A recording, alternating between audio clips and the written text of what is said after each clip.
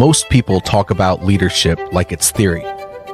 I've lived it in the mud, the chaos, and the moments nobody writes about. This show is the truth, raw, unfiltered, and built for leaders who actually give a damn. If you're ready to grow, ready to own your own story, and ready to lead from the front, you're in the right place. Speak up, show up, lead. Let's get into it. Let's get into it. Hi, I'm JJ Hardy. Welcome to another episode of Speak Up, Show Up, Lead. This is a Leadership Live edition. So we have Chris Pienkowski, my co-host here. And today we're going to talk about something kind of cool. But otherwise, let's get into the introductions first. Chris, how you doing today, buddy? Doing great, JJ. How are you? Well, coffee in hand. Life can't get too much better. There you go. Plus, I'm having a great conversation with the guy that I've been doing these freaking shows with for how long we've been doing it. It's been like 2.5 years now, I think. Yeah, 3 years, 2.5, 3 years. Yeah, my goodness. I don't even know. I should probably figure out what Leadership Live episode this actually is and figure out how many we've actually done. Yeah. But no, today we're talking about a pretty cool topic. Last time we went into leading with influence.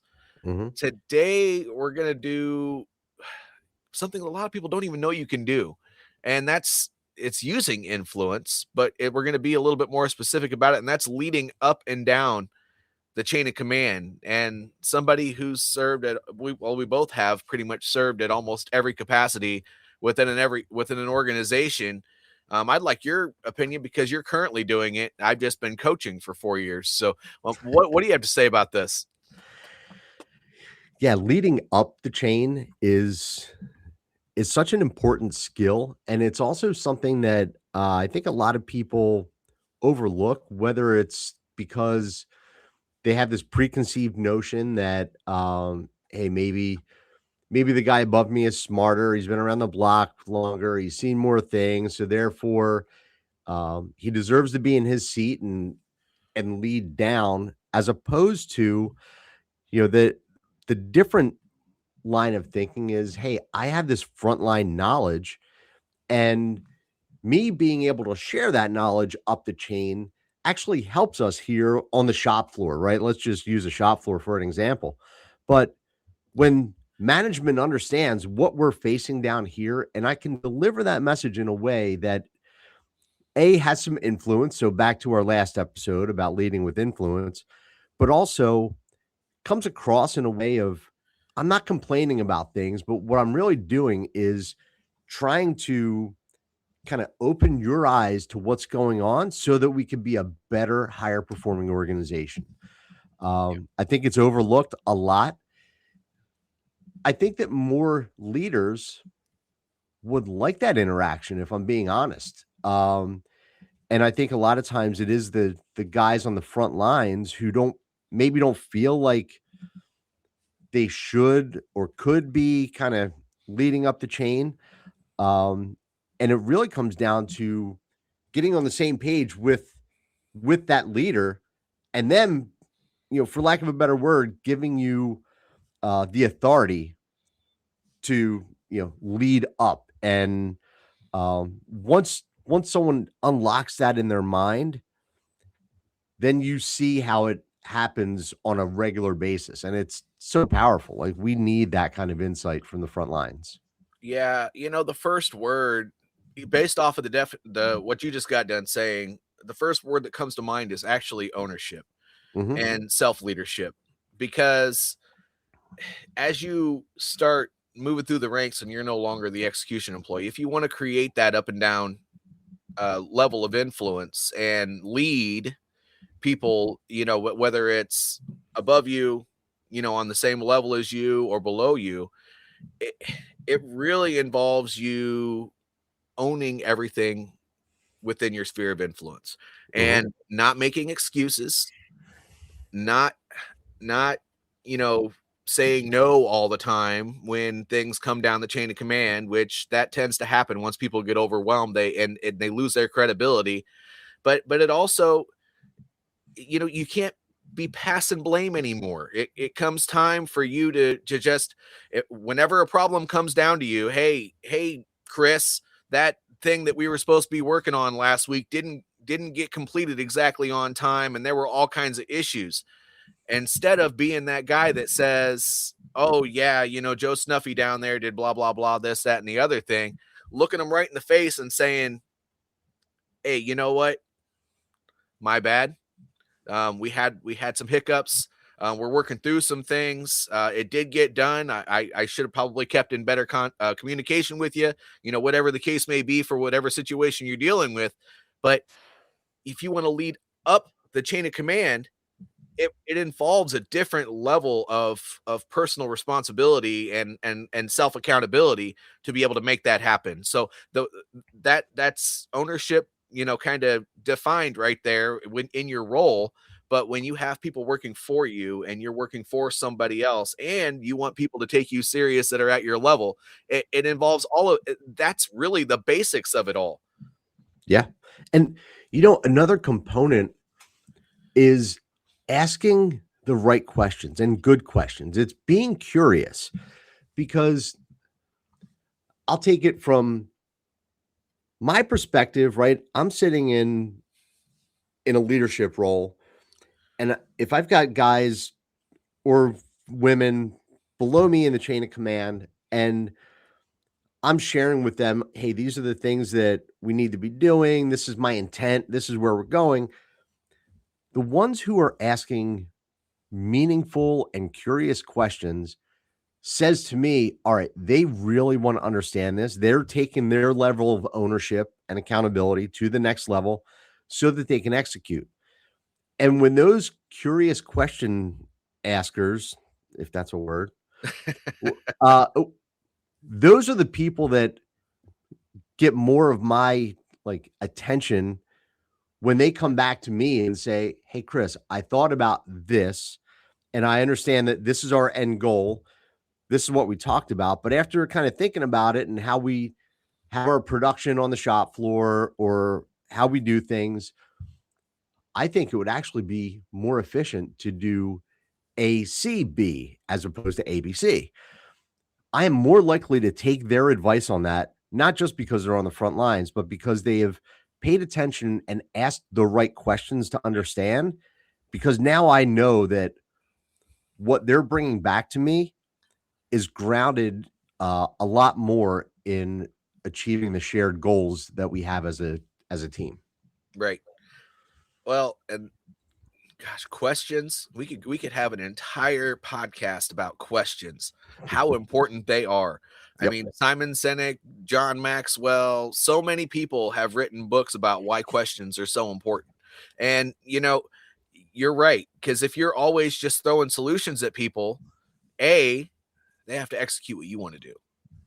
Right. But when you ask those leading questions, you allow them to come up with their own solution, and you create a certain level of growth.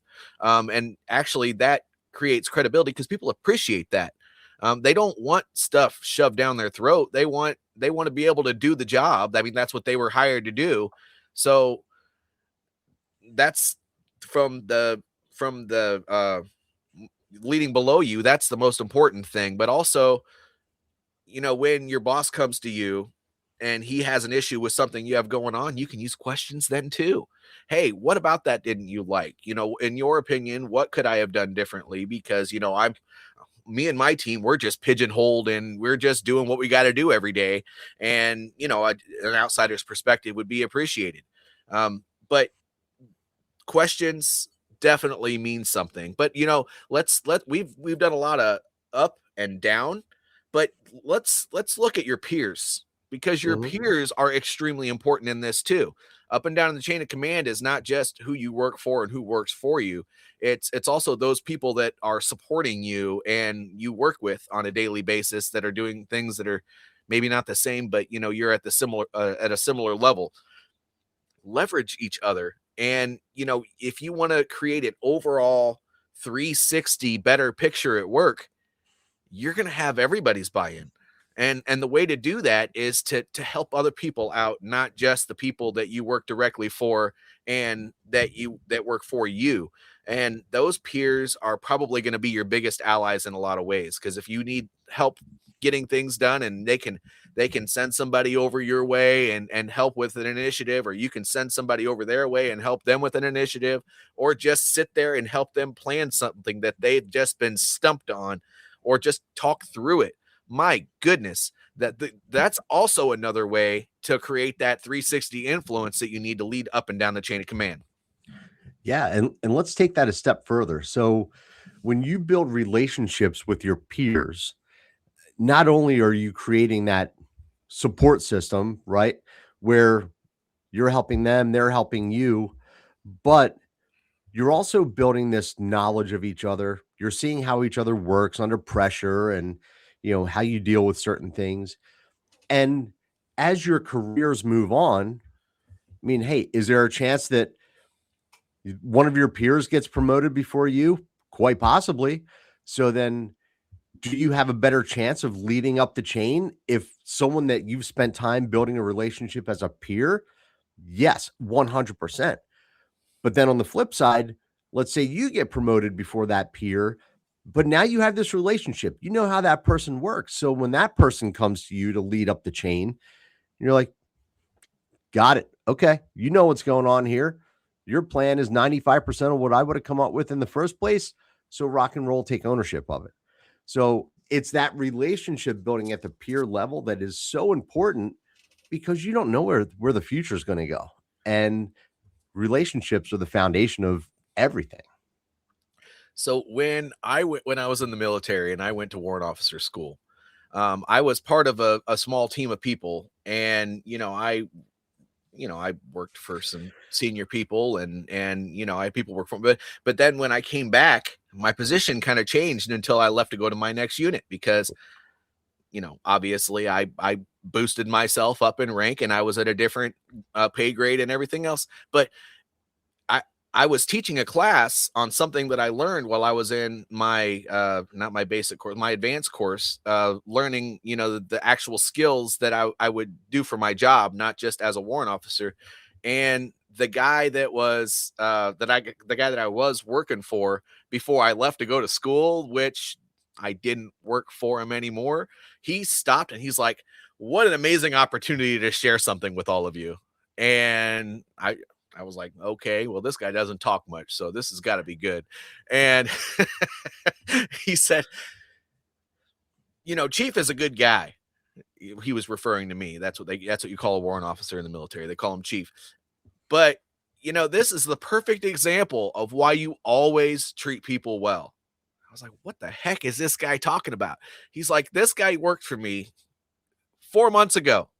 Now he's back here, and he's in a position where I could be working for him. This is why you treat people well. And it was a leadership class I was teaching. So, I mean, it was appropriate, but who knows what this guy was going to say. But what an amazing point to bring up, that of why you should be treating people. And it's that's a very selfish way of looking at it, but it's also a motivator. And, people need that motivation, and sometimes a little bit different types of reassurance, because you just never know. One day you could treat somebody horrible and then need them the next day. That is so very, very true. Oh, But on the 100%. other side of that, let's look at things from a servant leader perspective, because I believe that when you go to work for a company, or if you own a company and you have a bunch of people working for you, if you are the type of guy who lives in your ego and you want to just play puppet master and control everything, but not allowing people to do the stuff the way they would do it, but you think you have to control every move or dictate how things would be done, or even with your peers, look at them and say, you're doing that wrong, I would do it this way. Or, I mean, I've even heard people say that to their boss before, which was kind of weird. But I've heard it. What type of influence or what type of leading are you going to be able to do with those people? You're just not. So what a great point you made there. And I just had to highlight something that was kind of funny, but also bring up a little bit something more about it. Yeah. you never know. Like it's a small world. And depending on the industry that you're in, it could be an even smaller world. Oh yeah. Um, like in the company I'm at, Black Canyon, we have and a platform of companies in the outdoor space. And the outdoor space is a pretty small industry, right? You may not think about it from the outside, but it is so common to have a conversation with this person, and it really is like the 6 degrees of separation. And I would argue that that's probably holds true in a lot more industries than Yeah. people even think about. So the whole idea of leading up the chain or across an organization, you've got to have some like forward thinking about that as well. Because, yeah, you may not work in the same company as someone, but are your paths going to cross? If you're a CPA and you work in a certain city, what are the chances that you might cross paths with that other CPA that you worked with 5 years ago, 10 years ago? They're going to remember you, and they're going to remember if you were a jerk. They're going to remember if you're a good guy. They're going to remember if you're the kind of person who just rolls up their sleeves and gets things done. Your reputation matters when you're trying to lead up the chain of command. Well, let's just shift that, because reputation is everything. But if you don't have selfish motivations to do the things that you're doing, and you just shift your way of thinking to just being a helpful person. Don't be that guy that says, "Oh, that's not my job," or whatever the case. Instead Right. of saying it's not my job, point people to the person who it is their job. Don't say it's not my job. That Mhm. actually takes away your credibility immediately. Be the helpful person. If you can't do something physically, or if it's not something you're supposed to be doing, or it's not your job, or whatever the case may be, do everything you can to help that person and get them where they need to go, even if it's not in your business as a whole, so that you were just, I don't really know how to say it, but just don't be a jerk about stuff. Be helpful. Yep. If you want to serve people and that comes off in the way that you speak and the way that you act, people are going to notice that. And if you're looking for credibility but you don't actually care about it, but you're that helpful person, your credibility is going to raise through the roof. Yep. And so just be helpful. My goodness, leading up and down the chain of command, leading across industries, being that voice about a topic, or being known for what you do, it all comes down to how good of a person you are. Yeah, absolutely. And the other thing too about leading up is the people that do that most effectively are conscious about solving problems for the people above them in the chain of command. So, number one, they never bring you a problem without also bringing the solution, right? We've talked before about the 1-3-1 approach to that. So, the people who are most effective at leading up the chain come to you and say, "Hey JJ, this is the issue that we're facing. These are the three potential go forwards that I've identified. Of these three, this is the one that I think is going to work best. What do you think? Any feedback from you before I start to execute?" Boom, done. Yeah. But then the other thing is the proactive problem solving, right? It may not be a live issue, but when you can spot something that's coming down the pipe and then have that conversation with the person above you or a peer, right? Maybe this affects the marketing department, but you're in the operations and production department. You see something that happened down here that may affect marketing, relationship building, go talk to the marketing person who's on your same level, or go talk to your boss because, hey, this may not be at our doorstep now, but it's 100 yards away and let's get in front of it. Um, that proactive problem solving for other people not only increases your credibility, but it makes your influence that much stronger. Yeah. I think we should take that one step further too. and showing humility. What if you don't have a solution and you are just stuck? Well, Mhm. if you have that peer or another person who maybe not even be your peer, just in another section, who has that certain level of experience, leverage that person. And maybe you can have a planning conversation. But if you don't know of anybody else who'd be willing to help with that, I'm going to go ahead and say, and a lot of people don't do this because they have that fear of being looked at as a dirtbag or whatever the case may be. But go to your boss. There's nothing wrong with that. Hey, boss, we have this issue coming up, in the next week or two. And, we've talked about it as a team.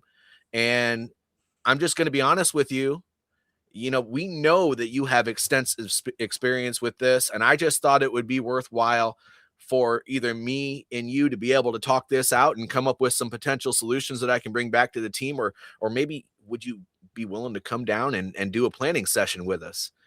That is also, I mean, don't make a habit of getting him involved in all that, him or her involved in all that stuff. But what a credibility builder. You did a couple things there. You showed humility. You went up to Mhm. them and said, we tried, we couldn't figure it out, but we have to come up with a solution. But you also said, I recognize that you have expertise in this area. I need help.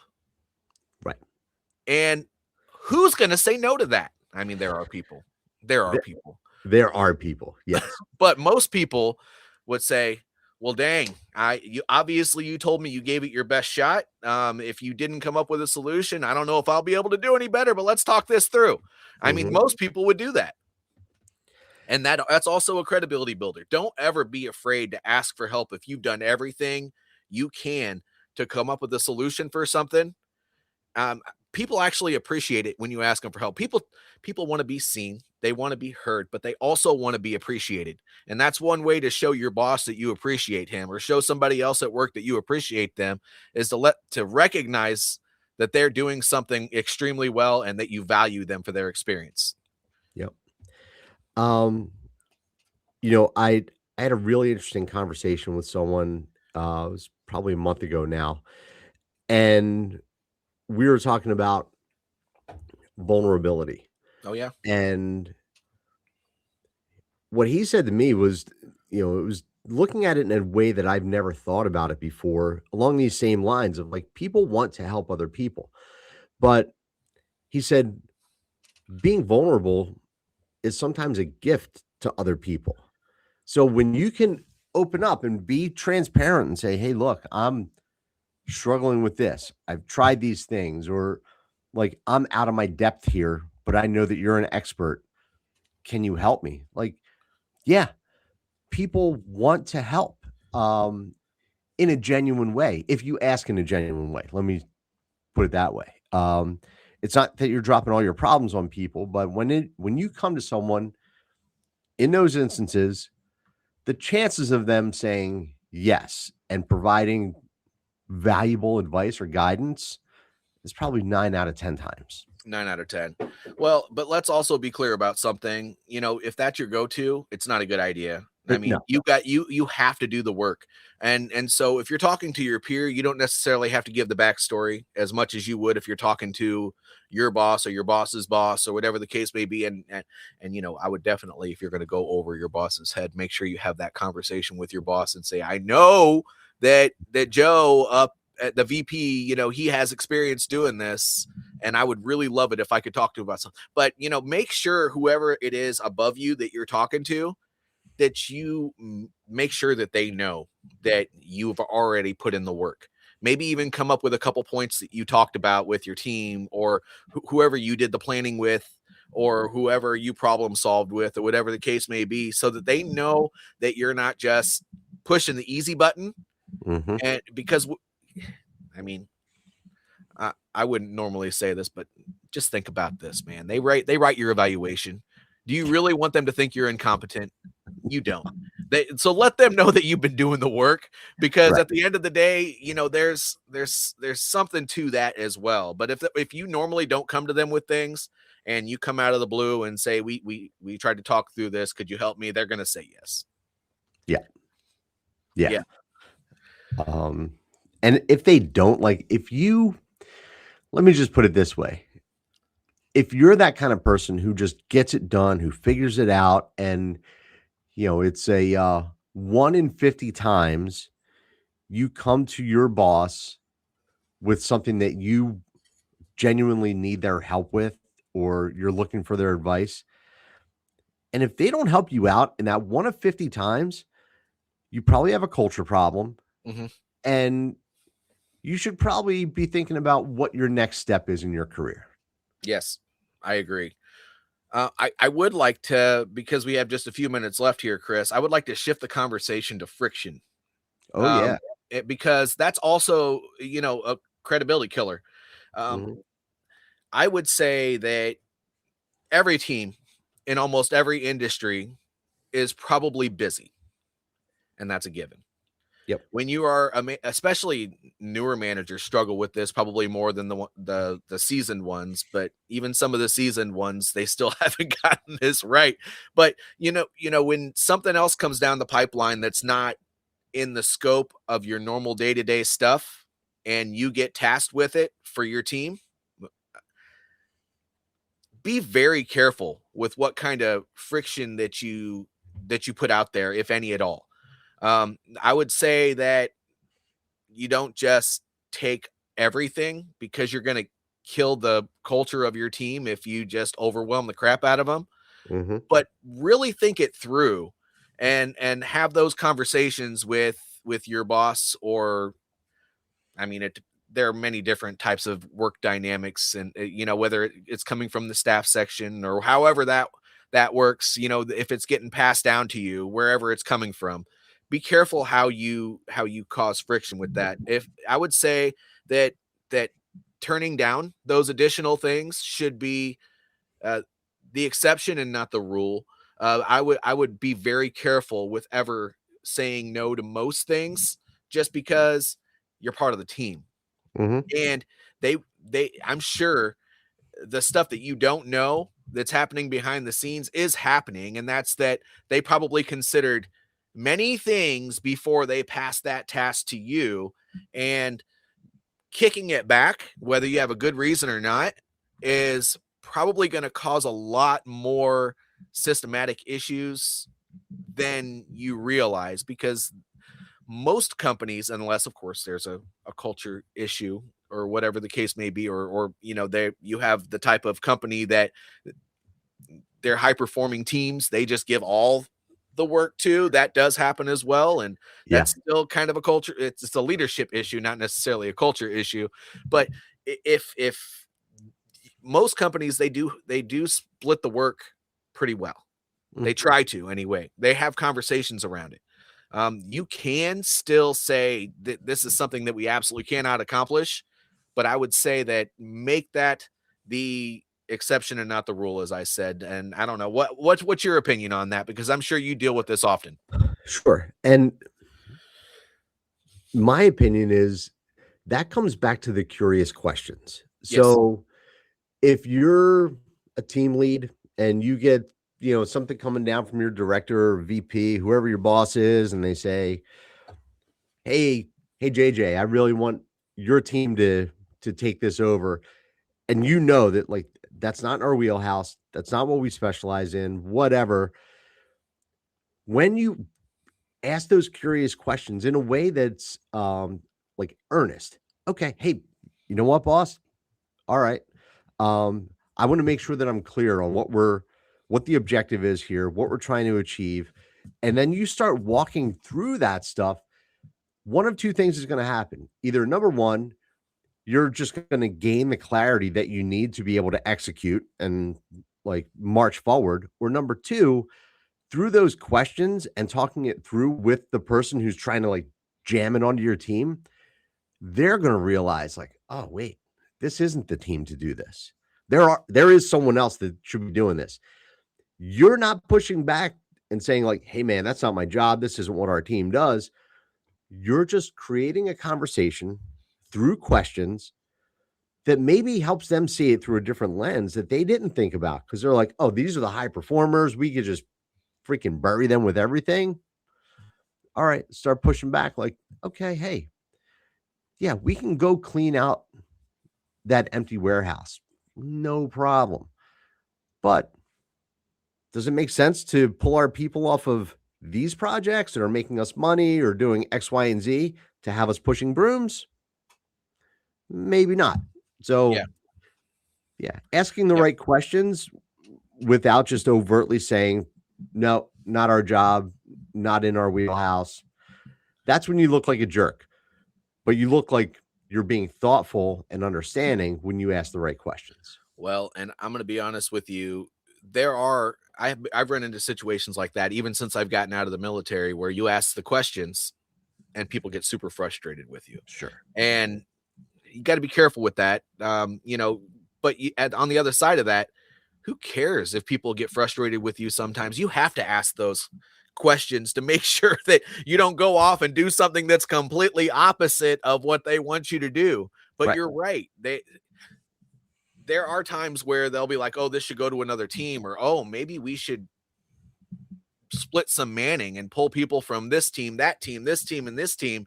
And we should just create like a miniature task force to make this happen and then send them all back to where they belong after it's done. I mean, all of those things happen. Make sure you're asking questions, though. Yeah. My goodness. It'll either clarify that you're the right people for the job, clarify you're the wrong people for the job, or clarify that that plan was not really well thought out to begin with. And they might kick it back to the people that put that plan together. So questions are always very, very good. But For let's sure. wrap it up because we're at 31 minutes here. Chris, what kind of closing comments do you have? And then I'll throw mine in there. Yeah, the closing comment is if you are in a position to be able to influence and lead up the chain of command, don't be afraid to do it in a way that is genuine. Take that initiative, ask the questions, be a problem solver, and support your peers because you never know what the future holds. Yeah, agreed. And I would add to that, and something that we haven't even said thus far, no matter where you sit in a company, if you are helpful and you try to do the right thing by supporting other people, but also getting your job done on a regular basis, you're already leading. Mhm. You're already leading. And then everything else that we said throughout the course of this episode, it applies directly to that. You could be all the way at the bottom. You could be at the middle with a boss and employees, or you could be close to the top and have all of multiple teams there. And these concepts actually work for all of that. Just make sure you watch through this episode. And what I'm going to add to all of that is the same thing I say at the end of every episode. Make sure you put a comment below if you have a question about it. That's right. Or send me a private message. I love that. And if you want to talk to Chris about it, I'm happy to make the connection. As long as you guys have a solution, that's really all we care about. But we should have said this at the beginning. This is a pre-recorded live. Mhm. So if we did not get to your questions, make sure you still put them below because we're gonna try to answer them in the best way possible. But don't forget to like this episode. Make sure you subscribe if you want to hear more. Make sure you share it if you think somebody else needs to know about it. But, the comments, that's the bread and butter of where we kind of help people. That we don't always get a ton of comments that we don't answer while we're live because usually we go live, not pre-recorded live. Mhm. But this is a pre-recorded, so make sure you leave that comment so we get back to it. Yeah, so let's keep it in the context of this episode, JJ. What we're asking our viewers for is to lead up and help us out. Lead us and help us out. That's And right. also, if you have a topic that you want to hear, leave that in the Absolutely. comments as well. Next episode, we're going to be talking about one of my favorite topics. We've done it, I think, maybe a couple times in the past since we've started doing this, but it's decentralized leadership. Yes. And if you want to enhance your influence, enhance your up and down leadership, you can practice in any organization decentralized leadership. That's right. If that interests you, make sure you tune in next time. thank you everybody for being here, watching it live and watching it later. And we'll see you next episode. Have an awesome day.